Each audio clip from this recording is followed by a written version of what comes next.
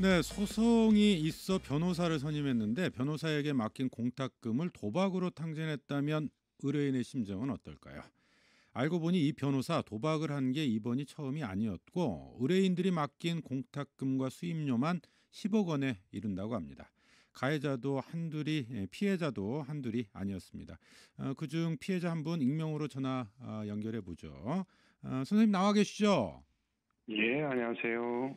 자, 이 변호인 김 씨가 의뢰인들로부터 받은 공탁금과 수임료로 10억 원 가까운 돈을 배임한 혐의를 받고 있다는데 이 중에 선생님 피해 금액은 얼마나 되시죠? 저 피해 금액은 6억 5백입니다. 6억 원이 넘어요. 예. 네. 아니, 그 해당 변호사와 관계는 처음 어떻게 시작이 됐던 거예요? 예, 제가 그 사건 수임을 맡기면서부터 시작이 된 건데요. 네. 어떤 사건이었죠, 혹시? 예, 제가 그 태양광에 관련된 그 소송을 하게 됐었어요. 네. 그래서 그 사건을 수임을 그 변호사한테 맡기면서부터 이런 일이 벌어졌죠. 네. 그러면 처음 그 변호사를 선택할 때 뭐 특별한 예. 이유가 있었습니까? 뭐 이게 지인들로부터 들었을 때 네. 뭐 실력이 괜찮하다. 실력이 뛰어나다. 예, 그런 얘기들을 듣고 음. 저도 그러겠지라고 믿고 수임을 맡긴 건데 이런 불행이 닥쳤네요. 아니 그 변호사가 평소에 뭐 내가 아무개 판사와 잘한다, 검사와 잘한다 이런 얘기도 하고 다녔다면서요.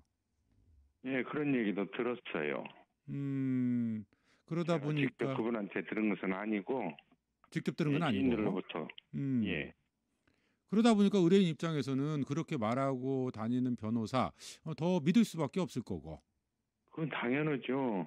저는 저 피해자인 입장에서 정말 믿을 수밖에 없었던 거죠. 네.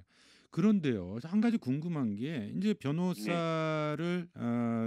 변호사가 이제 수임을 하고 뭐 예, 계약금이라든지 뭐 이런 것들을 내는 것은 이해가 되는데 예. 공탁금을 내셨더라고요. 그 액수가 상당히 크고요.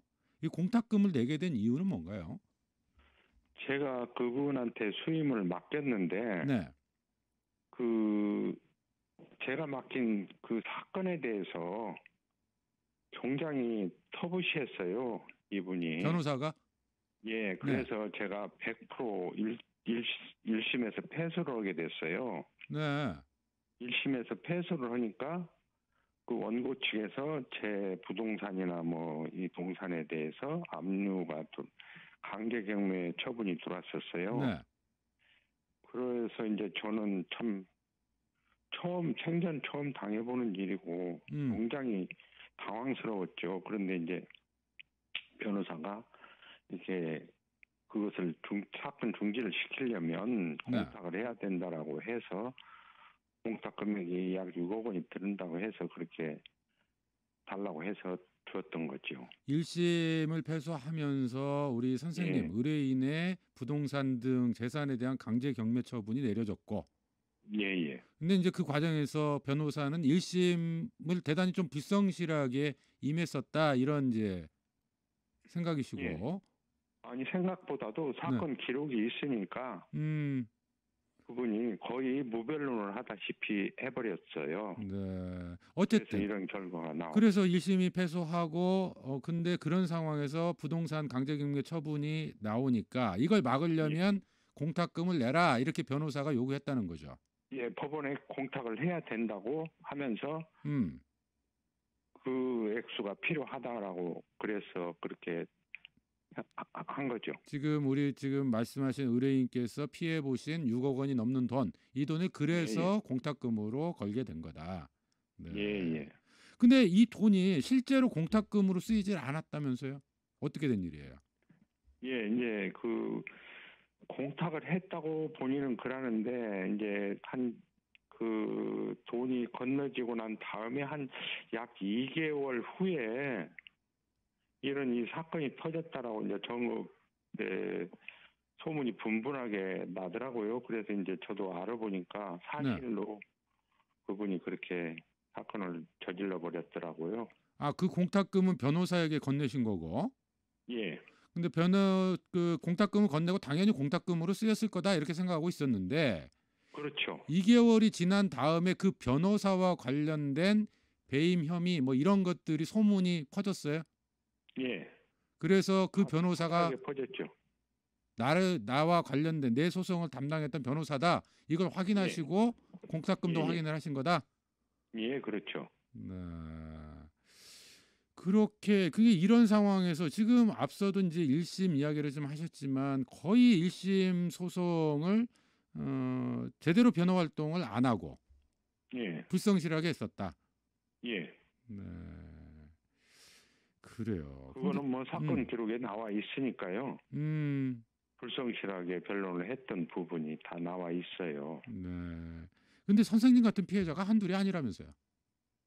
예, 제가 듣기로 뭐 여러 명이라고 들었습니다. 음. 그분들도 소송에 다 임하고 있는 분들이 지금 실질적으로 있고요. 네. 여러분들이. 그러니까 그 선생님 같은 그 피해를 당했던 유형이 비슷해요?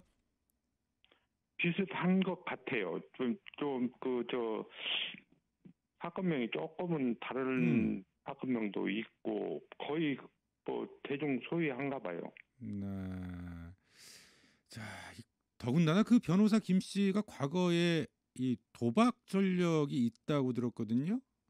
네, 저도 그렇게 들었습니다. 그리고 이번에 그 돈들도 도박으로 탕진했다. 뭐 이렇게 경찰에 진술했다면서요. 도박에 탕진했다는 것은 경찰에서 진술했을 뿐더러 본인이 저한테도 그런 얘기를 찾아와서 했었어요. 아, 본인이 찾아와서 그런 이야기를 해요. 도박에 다 예, 썼다. 예.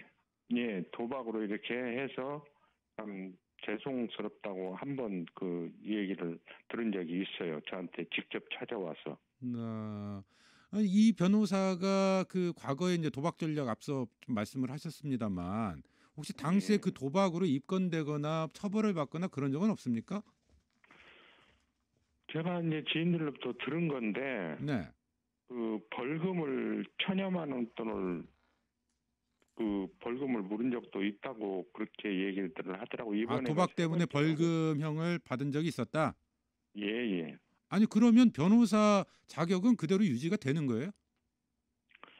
그게 벌금 처분을 받아서 변호사 그 법이 유지가 됐던 거 아닌가 그렇게 생각이 드는데요. 네. 그러니까 변호사 자격 박탈까지는 이르지 않았었다 이런 말씀이신데 예, 그랬던 것 같습니다. 자, 지금은 어쨌든 6억 원이 넘는 돈을 지금 피해를 보셨어요. 또 예, 똑같은 다른 피해자들이 더 있는 상황이고 그래서 예. 현재 좀 어떻게 대응하고 계세요? 지금 그 김 씨라는 변호사는 지금 구속이 돼 있고요. 네. 예, 구속이 지난달 7월 27일 날 아마 구속이 됐을 겁니다. 음. 그래서 이제 그 변호사가 저한테 그 변제 방식으로 지금 법원에 공탁을 해놓은 금액이 있습니다. 네. 일부 변제를 해놓은 공탁금이 있어요. 그 변호사가. 네. 근데 제가 지금 그걸 수령 안 하고 있죠. 제가 그 피해 입은 금액에 충당이 안 되기 그 때문에 공탁금이 피해 금액에 현저히 못 미치는 상황이다. 예, 미치지 못해서 제가 네. 수령을 안 하고 그러면 있습니다. 그 변호사하고도 좀 소송을 진행하셔야 되겠네요. 소송 진행 중이죠. 아, 그 변호사와 또 소송을 이제 진행 중이고. 민사도 해야 될 거고 알겠습니다. 예, 변호사 그 음. 자격도 박탈할 수 있으면 해야 될 거고 음. 그런 게 남아 있죠. 네. 여러 가지 좀 힘들고 어려운 상황이실 텐데 끝으로 하고 싶은 말 있으세요? 이렇게 참 믿었던 사회 고위층이라고 하는 변호사분들이 이렇게 수임자들을 정말 힘들게 하고 지금 가정이 파탄 지경에 저도 이르렀습니다. 그 사건 때문에 음. 정말 평생을 모은 돈인데 이렇게 고통을 받고 있는데 참 올바른 법 처분이 이루어져서 정말 그 사람이 네. 다른 사람한테 피해가 더 전가되지 않고 재선에서 끝났으면 하는 그런 바람이 많고 저도 피해 회복을 빨리 하고 싶은 마음 정말 간절합니다. 알겠습니다. 의뢰인이 맡긴 공탁금과 수임료 수억 원을 도박 자금으로 탕진한 변호사 이야기, 사건 피해자의 심경 들어봤습니다. 선생님 오늘 말씀 고맙습니다. 예, 감사합니다.